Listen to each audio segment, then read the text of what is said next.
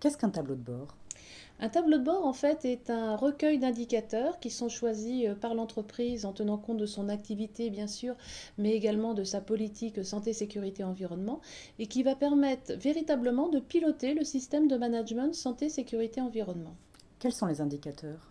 Alors, les indicateurs sont bien sûr spécifiques d'une entreprise à l'autre, mais c'est vrai que très souvent dans les démarches santé, sécurité, environnement, on va trouver des indicateurs un peu typiques, tels que le taux d'accident, le taux de gravité de ces accidents, mais également la consommation d'énergie, le volume du déchet, le volume des déchets, pardon, ou alors carrément aussi le taux de valorisation des déchets.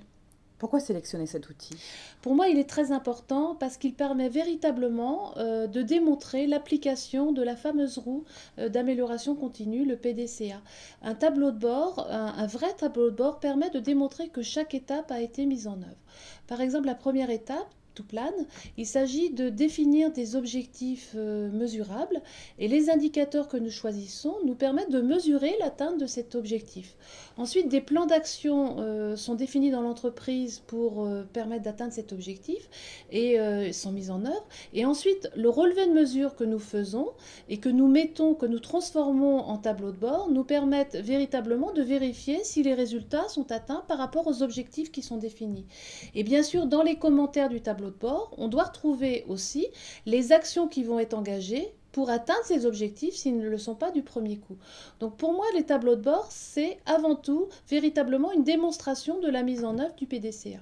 Quel conseil donneriez-vous à une entreprise qui veut construire son tableau de bord? Alors, en fait, d'abord, première chose, bien choisir ses indicateurs.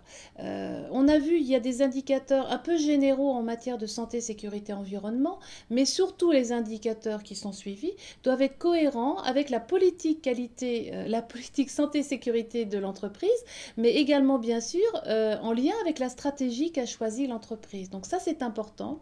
Le deuxième conseil, c'est de bien différencier les indicateurs de performance qui vont être dans le tableau de bord santé, sécurité, environnement consolidé de l'entreprise, qui est remis à la direction, et puis les indicateurs plutôt de surveillance qui sont suivis sur le terrain et qui permettent de vérifier en fait l'avancement et les activités. Les indicateurs de performance nous mesurent a posteriori un résultat, l'indicateur de surveillance nous permet encore de réagir. Pouvez-vous prendre un exemple?